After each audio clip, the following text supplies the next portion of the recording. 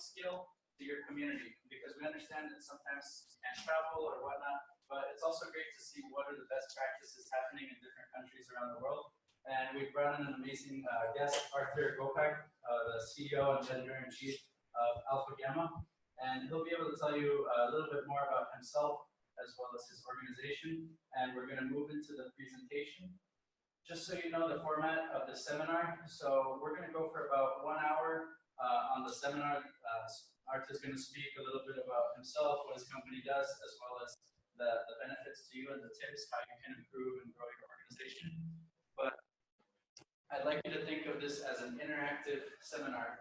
Please don't be shy. At any point you have questions, please raise your hand and we'll try to get to you, because as you have that question fresh, that's the best time that we can engage with you. Also, I'll be busy on the side with the live chat, because we are also live streaming this event in several countries. So once we get to the official Q&A at the end, we'll start back and forth. Question here, question online, question here, question online. So anytime you have questions, please feel free to raise your hand. So thanks again for being here, and I'd like to give a warm round of applause for our speaker, Arthur Gopak, visiting us from the Netherlands. Thank you. Thank you. Okay, thank you guys. It's really exciting to be here. This is my very first time to Tijuana, very first time in Mexico. Like before we proceed, I would like to ask if everyone at the back can hear me loud and clear. Like, okay. Perfect, amazing. So, and also I just want to make sure if our online audience can hear and see us. Okay, okay, perfect. All right, guys, so my name is Arthur Gopak. I'm CEO and editor-in-chief of AlphaGamma, a business portal for young professionals. And today I'm going to be talking about the topic, how to use content marketing to create an online community that's thriving, that's promoting your project, your initiative, your product or service. So before we even start, let me see, okay. So a few pointers, right? So we're gonna share the slides with all of you, as long as you guys left your emails, like via Eventbrite or at the sign-in page, like that we had at the reception today. We'll make sure to send you the slides, so then you could check out the links, so you could check out the materials and all the statements that we're gonna make here today. All right, so guys, a bit about myself. So who am I to, and why am I credible to talk about content marketing and give any type of advice? So before working on AlphaGamma, on a media company, I used to work in media. I worked in finance, investment banking. So I consulted lots of clients of different sizes and shapes. And now I'm into startups. So AlphaGamma is the biggest startup that I've been working on. And our intent is to create a digital platform where young people can learn the latest trends, tips, and opportunities related to careers or entrepreneurship. So a bit of stats. So we do have, many of the organizations who are working with us, including the American Insurance Group, the United Nations, Rice University, IE Business School. So we're helping these guys out with building online communities, with driving more, applications, users for their initiatives. And so today we're going to be talking exactly about some of the tactics, strategies that we use to grow not just our project, AlphaGamma, but also help our partners to grow as well. So before we jump into this, how many of you have heard of the term content marketing? Raise your hand. Okay. Okay, so not that bad at all. So does anyone want to explain what it is? just kidding. No, but jokes aside, just to make sure that everyone is on the same page, that content marketing is a type of digital marketing when you give away valuable insights with an intent to generate curiosity, demand for your idea, service, or product. And I'll explain to you why it matters, like today. So there are a few trends to be aware of. So today, as you probably know, it's popular to target our generation called the Millennials. And we hate this term. It's kind of derogatory. And that's why we like to call people who are who are right now in their 20s, 30s, like young professionals. So we're talking about the professional interests. And right now, 27% of the population belong to this demographic. And the reason why this stat is important is that right now this is the biggest generation like this planet has ever known. So that's why organizations like big and small try to understand, okay, how can we be relevant to this growing population demographic, so segments, so to speak.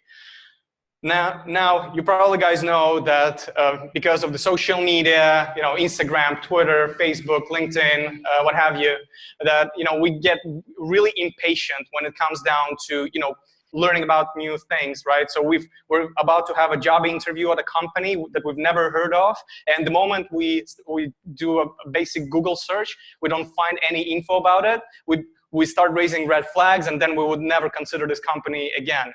So the same thing with services. So if you never, so can you guys recall the last time you ordered something online? Raise your hands. Okay, I would expect everyone to order. Did you guys probably use Amazon or bought some SaaS products, even probably get a premium account on LinkedIn. So we grow really impatient when it comes down to getting the high quality service. So if we don't get, say, a website is not loading for like 3 seconds, then we're not gonna visit the website again. So that's why it's very important. So whatever you do, whatever you guys do, it's very important to have high quality. So the first-time users, visitors. So the first-time viewers, readers, clients, if you will, they will form the right impression of what you have to offer. So the reason why the goldfish is on the slide is that the attention span of the goldfish is 9 seconds, while the attention span of a modern user, like of an online user, is 8 seconds. So well, can you just imagine that? But it really takes us just 8 seconds to make a decision whether we're gonna trust this organization, we're gonna make a purchase. So it doesn't mean that we're really bad at concentrating. We have yes, we have short attention span, but it's not because we're getting dumb. It's actually because we're becoming more efficient and effective with consuming and digesting the information. So it literally, and it's not the issue just of big brands. It's actually also an issue as long as you want to promote something online. If you want to get in front of your audience, of your, say if you have an extracurricular activity, if you have, for example, if you have a club that you have at your school and you want to get new members, in order for that club to be relevant, noticed, you still need to use the same techniques that the big organizations use. So it's everyone's problem pretty much. So, and the question is, okay, what shall we do with that? So that's why this leads me to the next slide, that right now there's this epic battle for the user client attention happening. So, and it's not only the small organization that struggle. Big guys also suffer big time.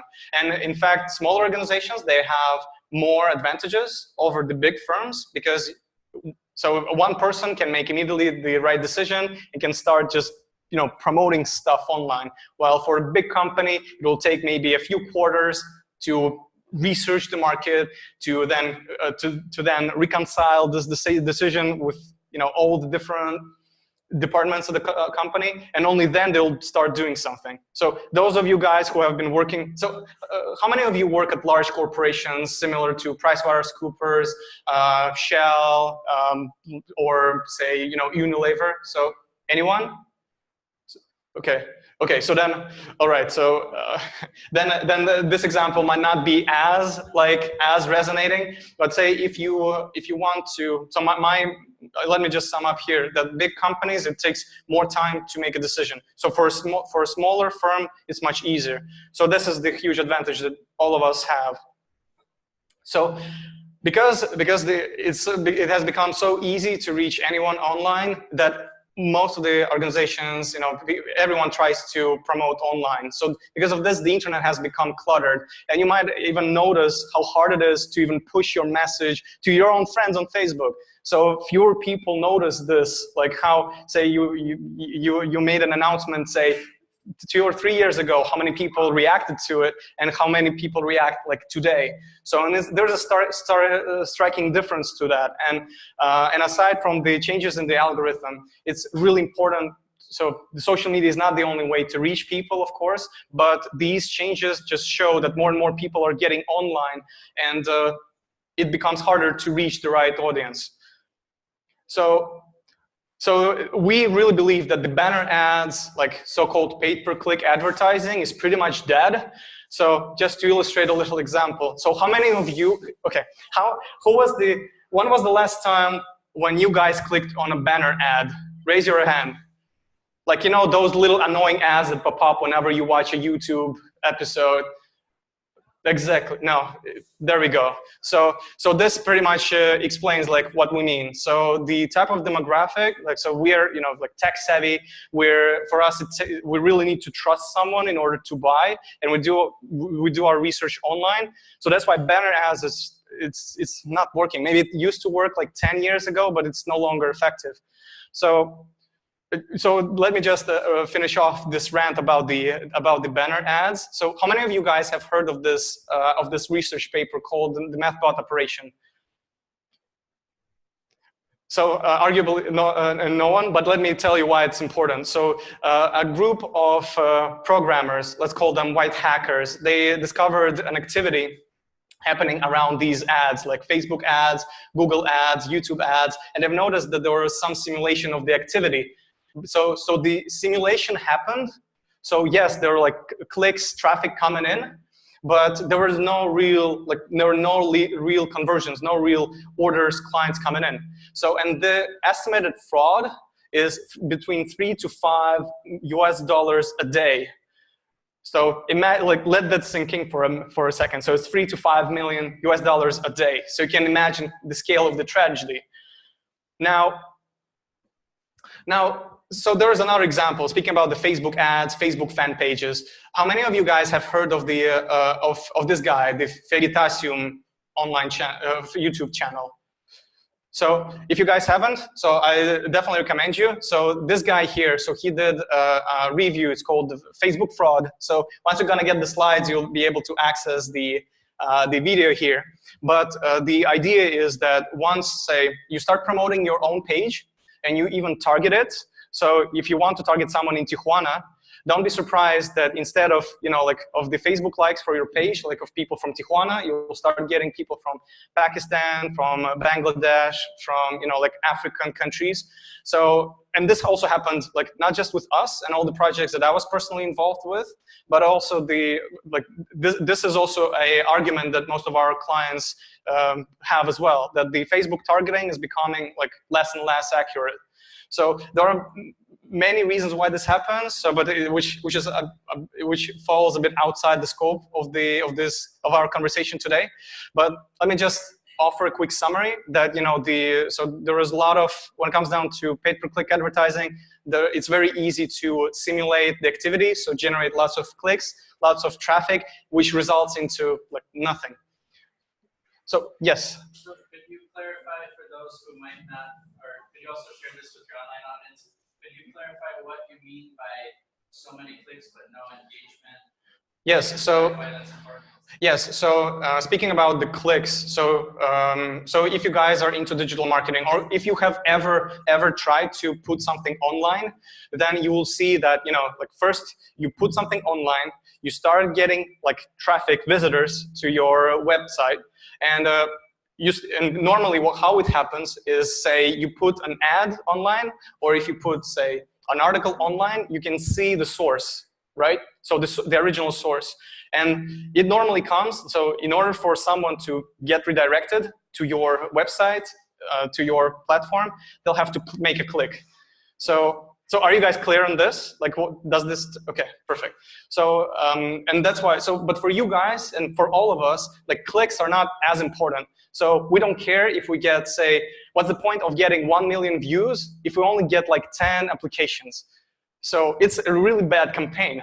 But if you have, say, 100 views and then you have 10 campaigns, so now then you have really something. So say if you have, again, so it's not the number of views, number of clicks that count. It's really the end, so it's the end goal, right? So how many members in your organization you have, how many new applications you have for your program, initiative. So these things are important, and it's very easy to let this slip once you're doing things online. So okay, so now we know what the challenges are. Now we know what the trends are. So what do we do with that? So I'm not here to give you the ethics class. So the reason why I brought up the past examples is to show that the old methods are no longer effective. So that's why let's just dump them and focus on more exciting stuff. So, and then again, like why, if you look at this, or if you look at this, say, pragmatically, you'll start asking the question, okay, so why would anyone, click on my link, click on my banner, if they've never heard of me before? So, like, why would they do this in the first place? So that's why we believe, like right now, the dynamic has shifted dramatically. So it's really about, adding value first. So say if you have an organization, an association that involves new members, and say if you have a debate club, then so you would be talking about, say, the benefits of joining a debate club, or benefits of being an eloquent speaker, or benefits of being able to listen to someone else, and how this can help in your career, for example. So you really have to give the valuable tips, valuable insights that your organization knows about. So, and the thing is that it's really, like, most of the organizations, they have something unique to say, but you can't just say, oh, it's me and this is what we do. Instead, you say, so this is the problem that's out there that this type of people have, and this is why it's important to be solved. And then you talk about the ways how to resolve this problem, and then potentially can say a few words about your organization. So this way, it's completely different dynamic. With the banner ad, you would be saying, oh, my organization is this, and we're amazing. Like, click on me, like, love me. But here, it's very different. So you really, help your potential club member, potential user, potential client, to really, you try to educate them, like, about the problem and why it's important for them to solve this problem. And then you give them some kind of a, like, call to action, as it's called. So you give some kind of a hook to let people eventually understand what to do with it. And most of the time, this way, once you give the value first, you can really generate curiosity. So in the business terms, you're creating a demand, but it's really, these are like really economics terms. So that's why, like, the way we like to call it, really to pick someone's interest, pick someone's curiosity about a project. So, and this completely different, say, relationship that's out there between the consumer and the organization. Yes? So, how do you know what is the right value? Because it sounds easy for all of us to incorporate this, but how do we start deciding that? Yes, so that's an amazing question, and we're going to be talking about this. So in the principles that you have to follow. So we're going to be addressing how to. So this question has to do more with how to target, how to find your audience, and how to ensure that this audience that you want to target, that your message is resonating with them. So we're going to be talking about this in the next few slides. So yes, so speaking about the principle, so we have been working with many organizations that were looking for ways to establish online communities, fans, if you will. So eventually they'll get more subscriptions, more members, more clients. So, and this is what we've discovered. So when you want to eventually have so if we were talking about a content marketing campaign, it's really about creating a content piece that generates curiosity, and eventually, once you have the curiosity, you give people a way to either apply to your organization or join your cause. So while we were doing this, we were able to discover these 3 core principles. So these are the content creation, content promotion, and content conversion. So let me repeat these 3, and I'm going to deep dive in each one of them. So content creation, content promotion, and content conversion. So and we discovered these campaigns. So we discovered these principles while working like on hundreds of the campaigns of organizations of different sizes, based in different parts of the world, and we were able to identify that these principles are universal, and they are applicable to any industry and any type of field. So, but bear with me. So let's just go step by step. So content creation. So what is this? So in content marketing campaign, it's really important to. So in content marketing campaign, it's really important to, before you even start creating articles, blog posts, ebooks, reports, you need to identify the audience. So you need to know who exactly you want to get involved into your organization, into your association, company, or what kind of clients you want to have. So as users for your app, or say consumers of your service or product. So the easiest way, so you don't have to, it's not really rocket science. So the very easy way is to imagine your typical, say, user, client, and put yourself into his or her shoes and understand the way how this person thinks, like what are the interests of this person, what's the income, like what kind of background this person might have in terms of education. So, and what kind of aspirations this person has. And you can really have it really basic. So if you just, so this is one of the many templates out there that you can use. So it's a consumer template that you can use and just fill in the blanks. But you really need to be very careful who you want to attract to your organization, to your say who you want to turn into your user. So without this, not just content marketing, any type of marketing becomes like irrelevant. So that's why this is very important. And sometimes once you actually do this preliminary work, just because you can do content marketing doesn't mean you should. And we always have these preliminary conversations with all our partners and with all our clients. So that's why, and the reason why it's important to identify this, because then you can really understand what the problems, what the issues that this person has, and then really create articles that really address these challenges, these problems. So basically, this way you help someone else solve their problem, and this way you create value. So, but once you are able to identify the right audience, only then you can start creating content. So, and by the way, like for the sake of simplicity, today we're talking about the type of content we're talking about here today is the written type of content. So there are many other ways like video content, there are podcasts. So we're not going to be talking about these today. Today we're talking about like blog posts, reports, like white papers. So everything that can be written. So we're talking about this type of content here today. So, but once you were able to identify your audience, you need to understand how to make this content piece stand out. So don't, because many organizations, many companies do this. For them, so for you to really be noticed, you offer something unique. So your content has to really stand out. And when we say like stand out, it really has to be different. So how many of you guys have heard of the company WordStream?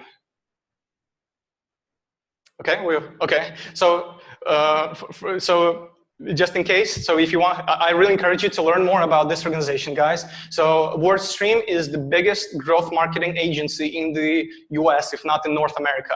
And what they do is they help organizations accelerate their digital campaigns performance. And so this is, I borrowed this slide from one of their presentations. And so the point is you can write many articles, and in this case, the founder of the agency created more than 300 of them. So so the founder of this company came up with the concept called the donkeys and the unicorns, or the unicorns and donkeys. So, and the donkeys are all the mediocre articles. So, you know, these are articles that you will say publish on your news feed on Facebook, and they will not generate any engagement. So, and the unicorns are all the ones that will generate the most traffic to you, the most conversions, and the most, well, eventually clients and users. So so the point of really content marketing campaign is to really produce enough articles to eventually turn this quantity into quality. So I'll repeat. So this theory stands for creating, you know, many articles. So you need to experiment with different messages, with different formats of the content to see which one performs, which one is the most effective in terms of getting, you know, clients, followers for your brand, for your, like, not just for someone else's brand, for your own brand. So, but it will require some work. So, but we'll talk more about this like in the next step. So, content promotion. So it's our second core principle. And so once you are able to create an article that really, you know, like that's the best out there, you have the right audience that you want to target and you want to involve into your organization. So now what? Well, now you have to think of the distribution channel. So where do these people hang out online? So I can imagine that you might think of the social media as the first, like, you know, first say channel to approach, but it's one of many. And the point of content marketing is not just to take one channel, but really to experiment with a few.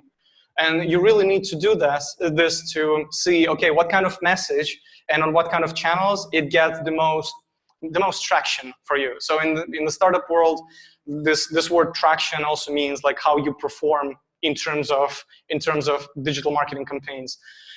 So and once you do this, you can really focus on that single channel. So you don't need to.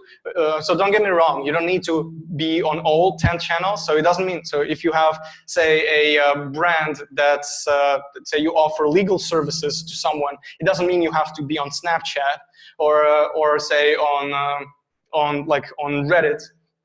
So you can really use a handful of sources where your audience is. So I would imagine these are some of the forums where people ask legal related questions. This could be potential LinkedIn, and not just LinkedIn ads, but I'm sorry for the tech issues. So can you guys at the back hear me okay?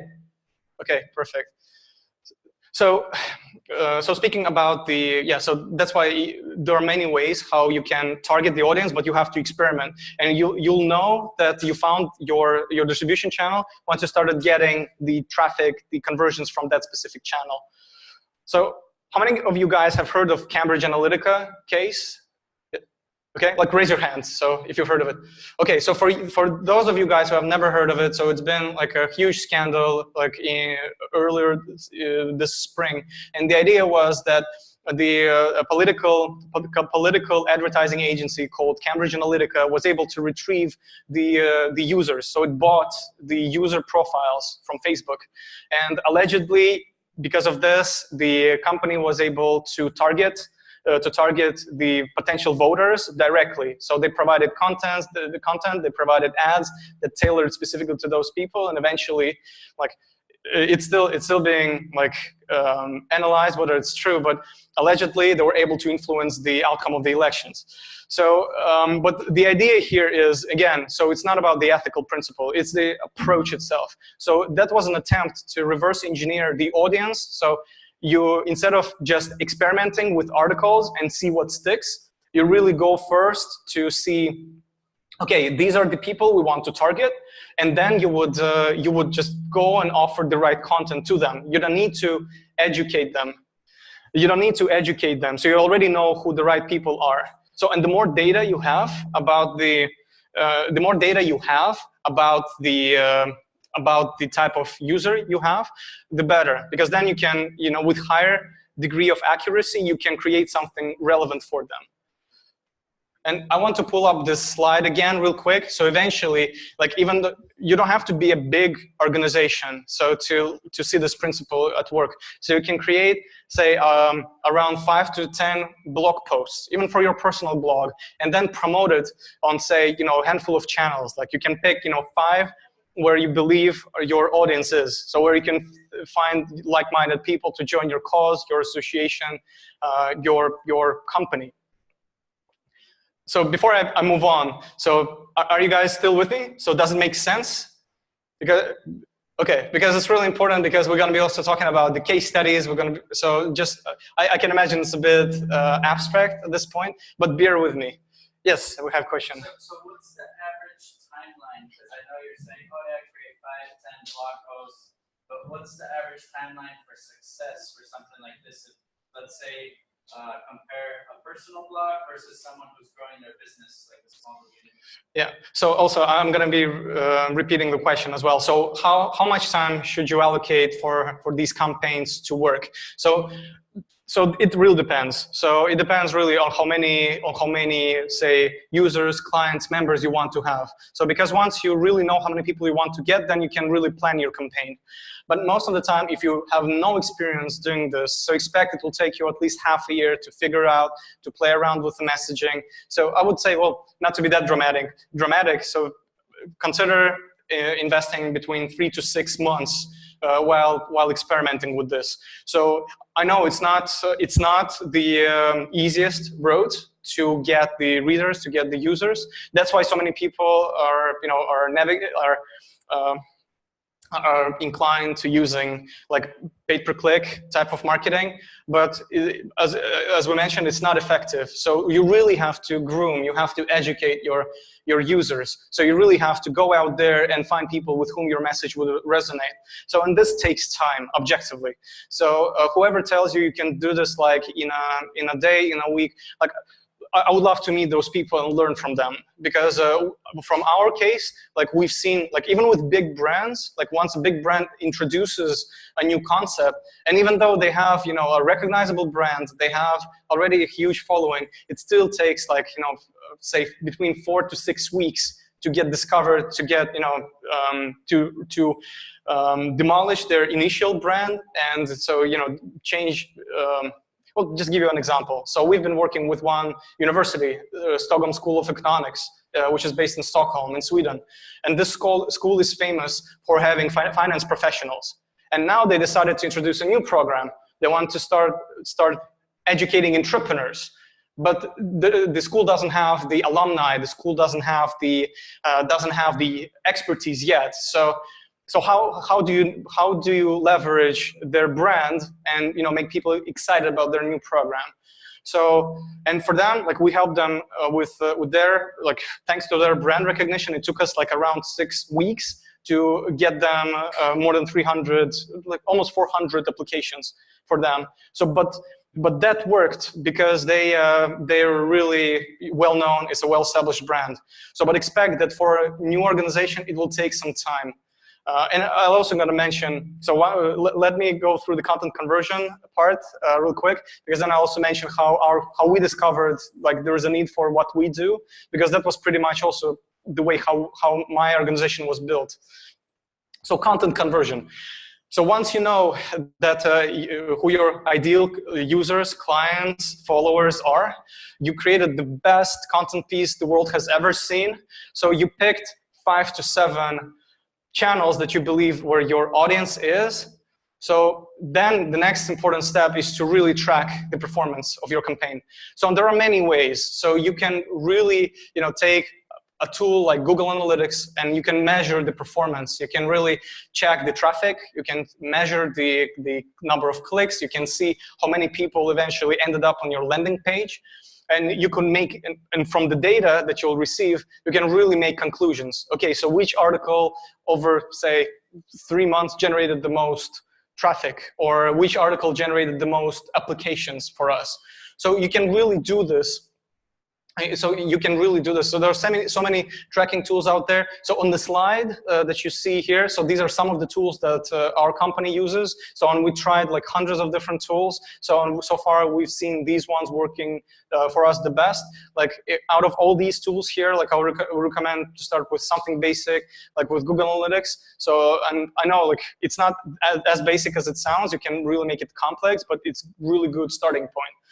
So, and it's really important, so you need to have the data sufficient, so you need to have large enough database, so you could really make conclusions based on that. So you need to have large enough number of, say, visitors, say, a good number would be, say, 100 people who would see, 100 people plus, who will see your article and eventually click on it. Then you can really have a large enough sample, so you can really say, okay, out of 100 people, say 20 clicked and 5 people signed up. So you really have, like, in this case, you have 5% conversion rate. So, and different organizations measure the conversion rates differently. In our case, the way we do it, so it's the number of people, so it's the number, like, say, visitors, and the number of applications that we get. So you divide the number of applications by the number of visitors, multiply this by 100, you get the percentage. And you'll be able to get, so you'll be able to really get, so once you have the data, you can really start improving your content. So once you have the data, you can really adapt your content piece. And when I say adapt, you can change the photo, you can really change the headline of it, and you can really change and you should change the flow of the article. So the way how you put the paragraphs together. And these things actually matter a lot. And we've seen this happening even with the same Stockholm School of Economics campaign that we saw. So like 3 weeks down the line, we saw that we're not generating, you know, enough conversions for the program. So we had to change, and I'm going to show you the case study. So we had to change the campaign, like the visuals, the text, many times before we got to the one which eventually generated the conversions. So but you will not be able to do this unless you have the data to back up your experiments, your hypothesis. So, but once you do this right, you'll have happy users, happy members, happy clients. So this is what it's all about. It's really about, you know, eventually getting the members to join your cause, to get more clients to sign up for your product, for your app. So that's the whole point of content marketing. So, but let me sum up real quick what the core principles are. So it's content creation, content promotion, and content conversion. So we covered the principles, so but you still need to have, so as always, there is like so-called success formula. So there are many discussions about this, what it takes to run a successful content marketing campaign. So the principles will help you design your unique campaign, but there are also other elements to it. And we believe that without having quality, so high quality of content, and having consistent content. So for example, you decided to run a campaign, right? And then you want to eventually promote a cause, you want to promote an app, promote a mobile app, or say your student club, and you do it like over an extended period of time. So you don't do it like in 1-2 weeks and then expect the miracle to happen. Sometimes they do, but it's so rare that you need something more certain. So you could really start planning the campaign accordingly. So that's why, say, take 3 months, and you could plan several blog posts, say between 5 to 10 blog posts, say 1 every 2-3 weeks, and then measure the performance then. So this is what we call the consistency. So once you have this, you have the core principles ready, then you can really make you can really have successful campaigns for your organization. So I want to bring a couple of examples real quick. So I already mentioned the Stockholm School of Economics here. So this is what I'm showing here. So this is already like the final example of the campaign. So we had to redesign the photo. So we were playing around with the person, with the objects, with the school building.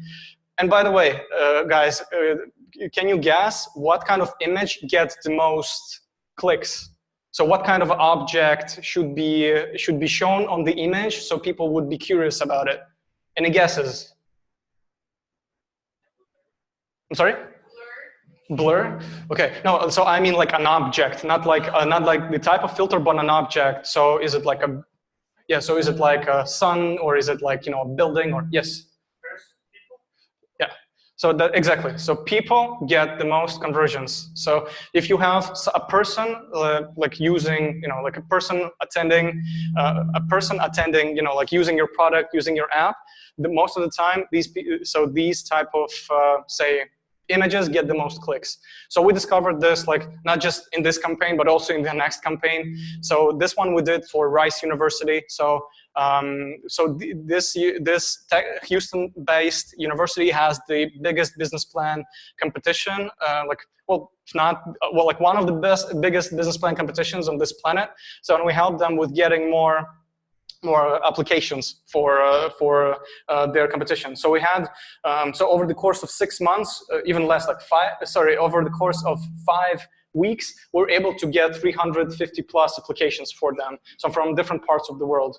So, and we also, again, as you can see, so not all content pieces are created equal. So even though this campaign worked, so we had to make changes, like the visual changes. We had to change the headline significantly. So this is what I mean that you have to experiment. So something that worked, you can even see the dates here. So it was like end of 2015.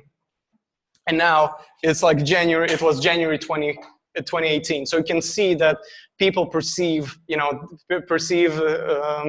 opportunities, perceive content differently. So you have to bear this in mind.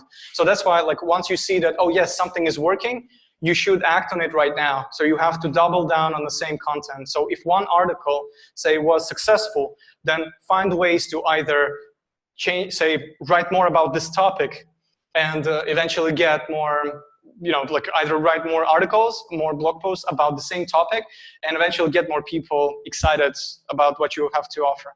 So I also wanted to mention another example of a content piece. So we help with another university. We've been working on, so one of the largest private business schools in France. So they were looking for ways to get more social entrepreneurs for their program. So they had tremendous expertise, so they have many brilliant professors there, but they had no idea how to eventually put their expertise, their knowledge out there. So we helped them. So we did some research, like, on what kind of content their target audience wants to, like, who they want to target, and then we saw what kind of articles, what kind of content their target audience was searching for. And we discovered that there were lots of requests for a guide, like for a social entrepreneurship guide, but there were no materials that would fulfill this need. So that's why we created our own.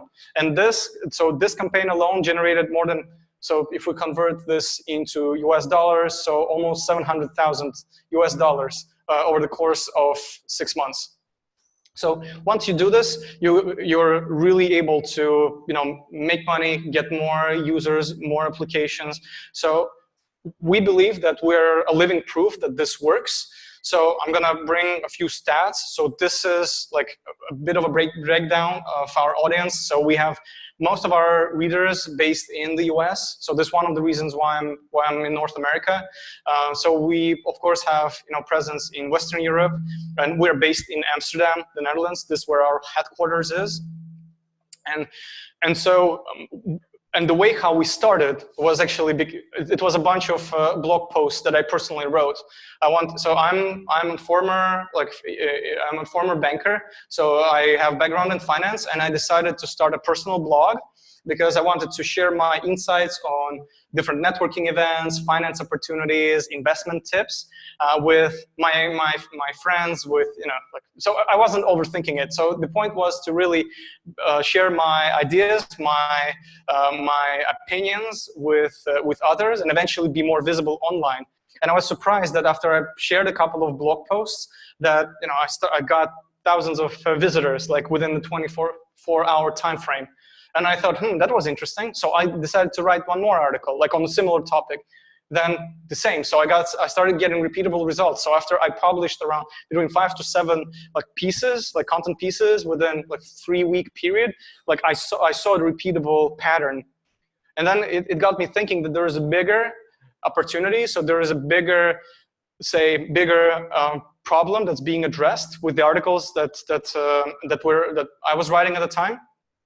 So that's why, like, in my wildest dream, I never thought I would be running a media company. So that's why right now I'm running it full time. So we have a team of 7 people at the moment. So we reach 1.5 million people globally every month.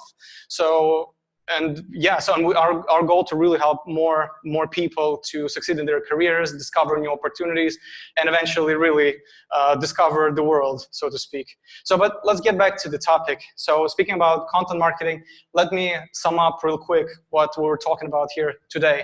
So the content marketing is really about creating an article. So you should prepare relevant and valuable content piece that really helps your potential user, clients, say followers of your university club.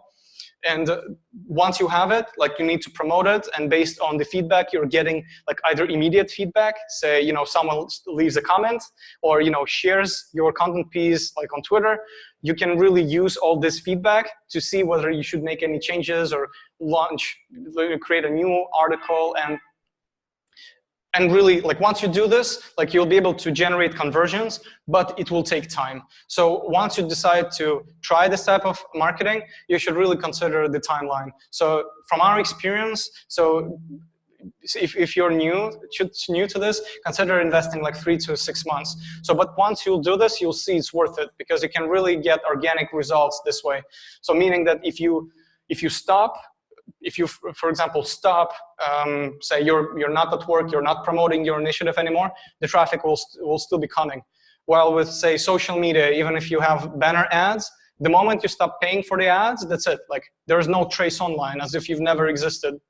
So that's why, like, with content, you can really, like, make your footprint online and eventually generate, like, organic visitors this way. Now, so we also created our own guide. So we summed up the best content marketing practices. So once you follow the link, you'll be able to read more about the, you know, we have more than 50 ideas, what kind of articles you can write. So for your initiative, for your project, for your university club, and how to eventually get your message out there. So some of the practices there and some of the ideas mentioned there. So this is exactly what we do on behalf of our clients, partners, and also for our own platform. Yes, please. Will we be getting a copy of the content marketing practices? Yes, guys. So if you want to, we can send you the link afterwards. So make sure to leave your emails. So we will send the slides. We will send you the ebook as well. So you guys could really, like, get inspired and eventually try out you know, an experiment on behalf of your organizations. So this is how it looks like. So we made it as colorful and digestible. So it's not a boring content piece out there, but it's filled with analytical insights. So things there. So we mentioned there, we really talk about what works and what doesn't.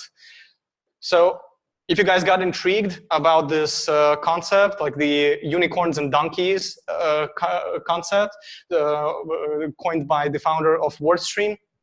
So I also have the link to the presentation here. Then also, if you're interested more in how to tailor your content, how to edit it. So how many of you guys have heard of Upworthy? How many of you guys have heard of BuzzFeed before? Okay, there we go. Okay, so these guys are kind of similar. So Upworthy and BuzzFeed, so they kind of compete in the same niche, but Upworthy has grown quicker than BuzzFeed, and what I find fascinating about their editorial process is how they tweak the headlines, how they experiment with content, and how they eventually promote on different channels. So it's very fascinating presentation out there.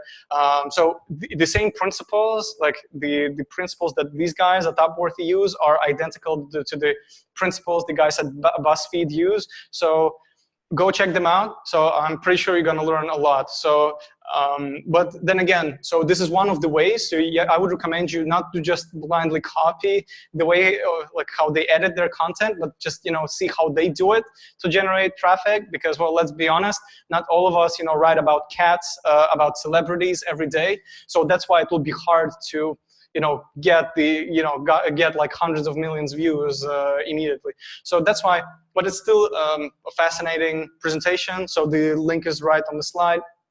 And talking about the broad topic of digital marketing and also setting up a content marketing campaign. So most of the time, it's not just about the hard skills.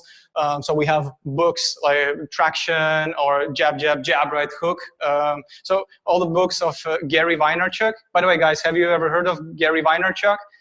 So those of you guys who haven't, so this is like one of the amazing marketeers out there. So it's definitely one of the great ways to design digital marketing campaigns. So he wrote 2 great books. So I personally like these 2. So the Right Hook and the Thank You Economy. So and in my opinion, these 2 books, they really talk a lot about how to give value first and to pick someone's curiosity, and then make people react to and act upon your cause.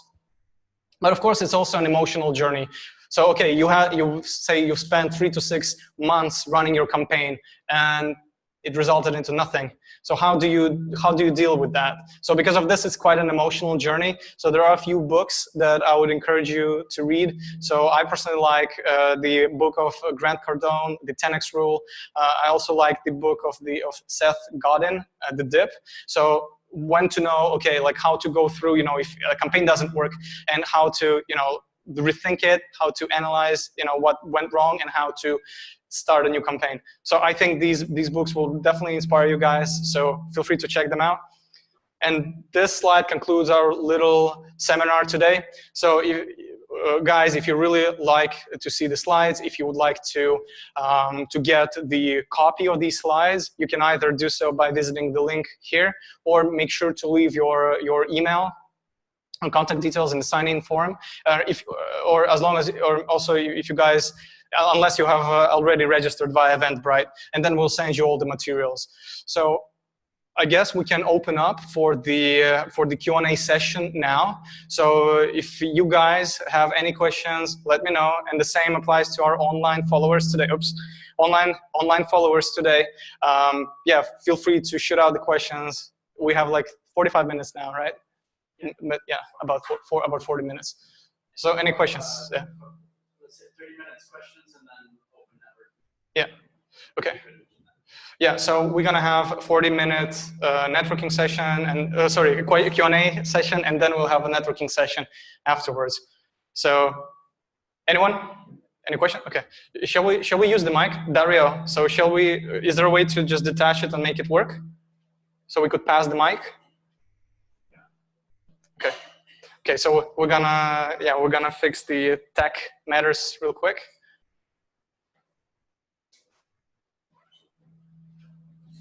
Oops.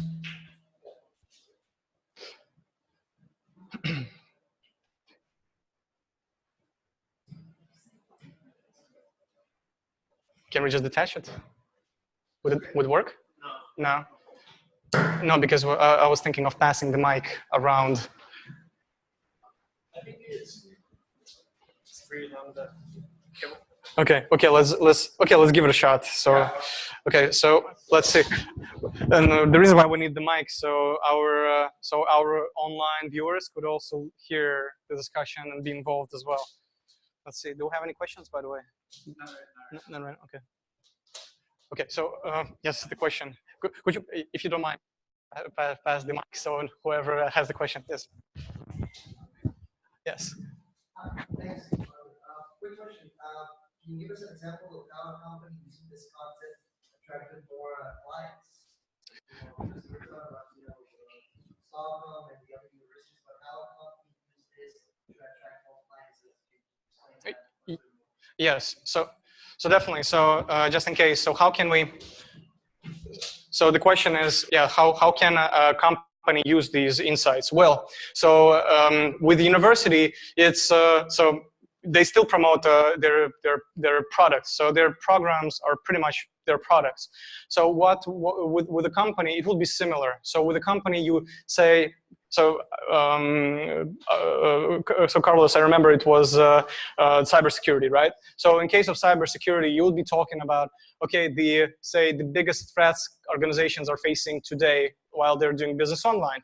and you would list, say, the type of issues that your organization is solving, of course, but you try to tell like why these specific issues are important, why it's a problem in the first place. So with the content, you can really educate others that there is a problem, there is that requires a solution. And sometimes, especially if we're talking about complex programs, so say with university, it's quite complex. They have a curriculum, they have the alumni network, they have the career prospects. So all of these things, they make it hard to promote the program. So it's not like you say you sell a pointer, here it is, and you can just display it and it will do the selling for you. So that's why you need, the more complex your product, your service is, the more explaining you will need to do. But with the content, you can really, like every single blog post, your post out there, you can talk about one of the issues that you notice in the market, or one of the challenges that's overlooked, for example, by some of the organizations. So, and you can make it really surprising. So you can really use, in this case, you can really use the BuzzFeed kind of style, like headlines, like, okay, like the surprising, like top 3 surprising facts that that company CEOs missed today, or like these 5. So of course, I mean, you don't have to be like, you don't have to exaggerate, obviously, but you can really use these techniques to really draw the attention and really spread your message this way. So, but you're still going to be talking about serious stuff. So it's not going to be, like you're not going to be entertaining people, but you're going to make your content digestible. So everyone on the, so if they want to read an article on the phone, they'll be able to do so, like easily. So, this is what's important to have in mind. So, but it's more of the editorial part.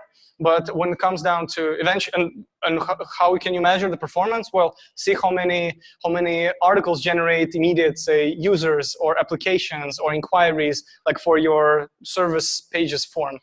But does this question answer? So does this answer your question? Okay. Okay. Perfect. So, anyone else? Yes. Okay. Well, I think yeah. Let me pass it. Yeah, Dario, if you could help, please. Sorry about this. Yeah. I heard morning in another conference. Yes. That it's better to have landing pages and funnels instead of web pages, like the actual website with a lot of tabs and whatever. Yeah. That confuses people. It's better to land. Yeah. Okay. Yeah. Yeah. Thanks. So what shall we do about the landing pages? How important landing pages are? Yes, so landing pages are definitely important, but the more complex the product is or the service is, then the more explanation you'll need to offer. And as you've noticed that you probably see an organization has like long landing page, right? So they have the about us, they have the multiple section placed on one website. You can do this if you only have a very easy solution to offer. So I'm yet to see, say, a complex. I haven't seen cybersecurity companies doing that because they have lots of challenges to talk about. So we're talking about the so-called page optimization now, and it's a bit different. So, and I know people who do a page optimization, they also claim that the color of a button will improve the performance. Like the way whether you put like a bit on the left and the right. So yes, but then again, I'm pretty sure if I'll ask you, like, let me put it this. So there are many studies which show that, say, if you have a really crappy looking website, right? So literally like, which looks like 1990s, and it's literally a table with a text, and it will still sell. So this is something we realized like in the finance industry, because my very first business was a trading manual. So we taught people how to teach, how to learn how to trade. And it was not a fancy page. So yes, sure, like we cared about the design, but we cared more about the text. And we did it the best to our ability at the time. And it was very simple. So it was just a bunch of images, text, and a link, buy now. So yes, it was, and it was not just one landing page. So we had multiple pages. So we had a funnel. So a person would get on a home page, then the person will get intrigued, say, by our claim, they'll go and check out, like some of the case studies. They'll go and see, okay, like they want to learn more about us personally, and then they'll have the call to action. So you can put all this on one page. So like we personally like haven't seen like the difference. So probably there is, but it's so small that it's not like. So for you, I can tell for sure, like, and this is something that happened in our case. So we thought, okay, let's do it fancier, right? So let's add more design. Let's, put those, rounded buttons instead of, old school, rectangular buttons. And we redesigned it completely, both the newest template we could find. And our sales dropped. So, and we really learned, and what's funny, it was that we kept the message the same. So we didn't touch the text. So, which made us think that with, when it comes down to so really, like you need to have the funnel. So it's really not about having a fancy landing page. You need to have a logical flow, and you need to understand how your user, how your client will be using the website. That's all that matters. And that's why, like, if your users see that, okay, landing page for them is a great way to interact with your page, with your brand, great, then use that. But it's not a definition that, oh, from now on, like using, like tabbed websites, it's so old school, it's so 1995, let's do landing pages. It's not like this. So it's eventually, if your users prefer that, like one or the other, focus on that. So that's why, like, there will be quite an interesting conversation, like at that panel, I guess. But from what we've seen, what's more important is that eventually text sells. So it's not like images; they can assist. So that's why they're called visual aids.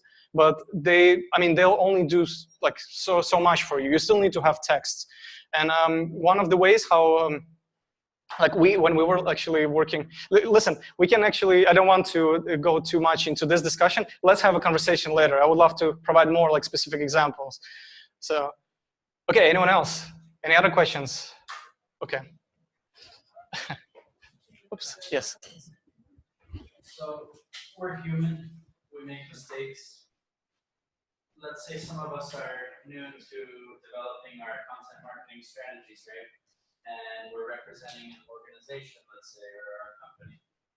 And we have a couple content marketing fails. What would you give us as advice to recover from some of those content marketing fails, keep our credibility, our image, and continue growing? Because I know you mentioned sometimes you've done different trend research on what worked for your company. Could you walk us through that recovery process? Yes. Okay, so what do you do? So just in case, so what do you do if your content marketing campaign fails? So of course, these things happen. What I would suggest doing is to really analyze what could be the reason why the campaigns flopped, and you will always you will have the data to learn from. So if it's just zero, you can 0 clicks, 0 conversions. You can always maybe you should check. Maybe you haven't released your website online, or maybe it's not visible on Google, or maybe your analytics tool is not installed properly. So there's always these little things that will come into play. But let's assume that you have some stats. Let's assume that it's not like a technical error like this. Say if you had some traffic, you had some applications, but your management tells you, oh, it's not enough. Then what you do is you really try to find, okay, so based on what we've done so far, like you'll try to project, like using the ratios, the figures you already have, you try to project, okay, so if it took us, say 100 views, say even 1,000 of people to see the message, and eventually 10 of them became our clients, then for us to have, say, 1,000 of clients, we'll have to be in front of 100,000, if not 1 million of people. So then you will know, okay, then in this case, you'll start differently. Okay, how can we get in front of that many people at the same time? Then you'll be probably designing either more content pieces. You'll probably see, even though you had like say 3 or 5 articles, you'll see which one performed the best, and you'll try to write your next articles around the same topic that showed you the best performance. And then you try either the same channels or you add new ones. and then you monitor it again. But the thing is, like, this is something I really try to, these are the illusions I want to break, that it's not going to be quick. So, but what's going to be like is just like in this chart. So just like in this chart, where we're talking about donkeys and unicorns. So let me get it. Yeah, this one. So once you'll eventually hit it, so hit this sweet spot, you'll generate like most of the conversions, and then all the failed attempts will not matter. So the thing is that really to keep on improving this, and just to know that it's a long-term play. But once you do this, then you can really make you know, a huge difference. So actually, I wanted to illustrate a great example since you guys mentioned this. So how many of you have heard of the platform Medium.com? Medium.com. Yes. So there is my good friend, his name is Zdravko. He wrote. He's also one of the authors on AlphaGamma. So he wrote an article talking about 13 life-changing lessons you can learn from. So this is the best performing article there. So it generated more than 5 million views within a month. So go check it out. So don't take my word for it. So you can look it up. It's still like ranking #1. So, and he also has a follow-up article where he explains how he get to that. So the point was that he did a lot of research, like first, like, so he understood, he did the analysis of his readers, of his audience first, and only then he decided, okay, I want to target these people because he has a coaching business, he decided, okay, I want to attract these type of people. They are on this platform, so, and let me see what kind of topics are, you know, the most searched for. And after doing all this analysis, so you can check it out. So he has an overview where he talks about his process that led him to writing like a best, like most read article there. But it's pretty much the same principle that we apply as well. So, but it's really about, you know, trying again and really learning, like, and building on what you've already accomplished. So go check it out. It's on Medium.com, called 13 life-changing lessons that I wish I learned earlier. So if you just type 13 life-changing, you'll get it. So you'll get this search result there. So, but this could be a great example of how to really, you know, build campaign and say, if you have nothing, you don't have any, if you don't have, you know, a big brand, or if you don't have the, you don't have your name recognition yet, so you can still, you know, do it really well. So I think this would address your question really well. Yeah. So any other questions? Concerns? Okay, so yeah, okay, we have one more. Yeah. So Dario. Yeah, thanks. Okay. Hope the wire will do. Do we have one in the back? I hope it will be enough though.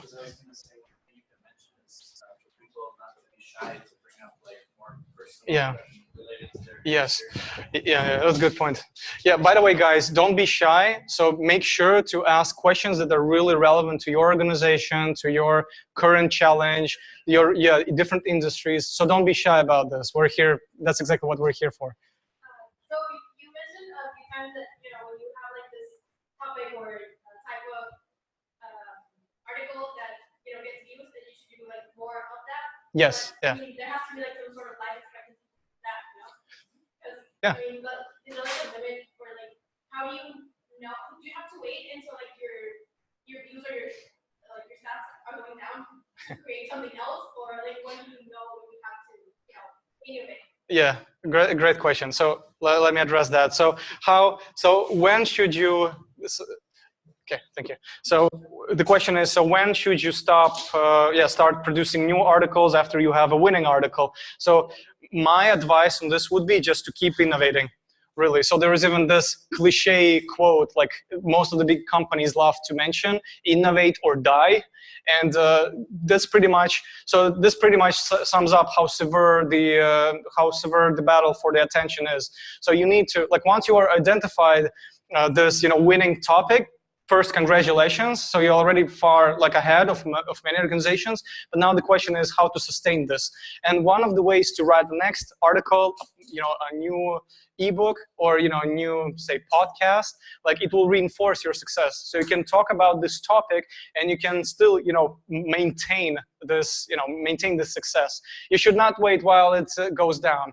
So you could technically sit on your laurels, so to speak, but I wouldn't recommend you doing that, especially when it's really easy for someone else to see your success and they can copy it. So they can come up with an ebook, they can come up with an article, say reflections on insert headline, and it might even get more views. Just like those YouTube videos where there is like a funny video and then there's a review on the video and it gets more views and more shares. So this is something like others who will be following your success might start doing. So that's why it's better to let it be you who will be writing these type of like follow-up articles. So that's why my short answer is to keep writing new articles. And the point is not to write as many.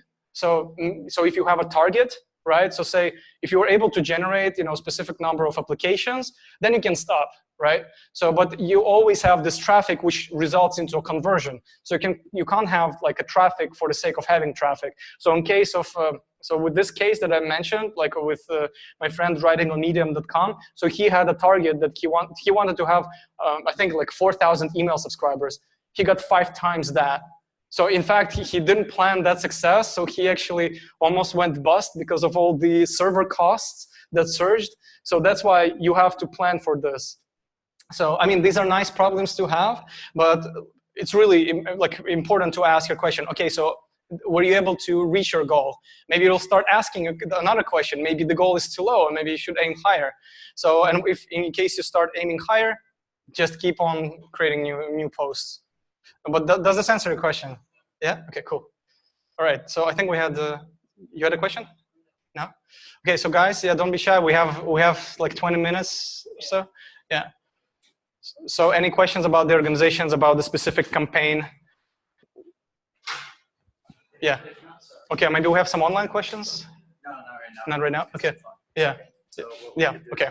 Yeah, let's move. So what we're going to do right now is, if there's no immediate general questions, is we're going to wrap up the formal meeting and the seminar. So thank you again for everyone being here. Thank you, Edificio Emilia, Dario, Karen, Fernanda. And what we're going to do right now is move into more informal networking and Q&A. So if you want to approach any one of us, Arthur, talk more specifically, kind of in private about your history, we understand.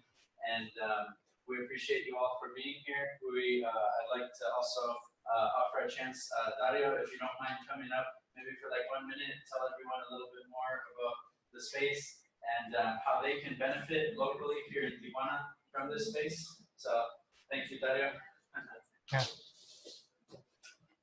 You can say your role here. Yeah. How they can benefit.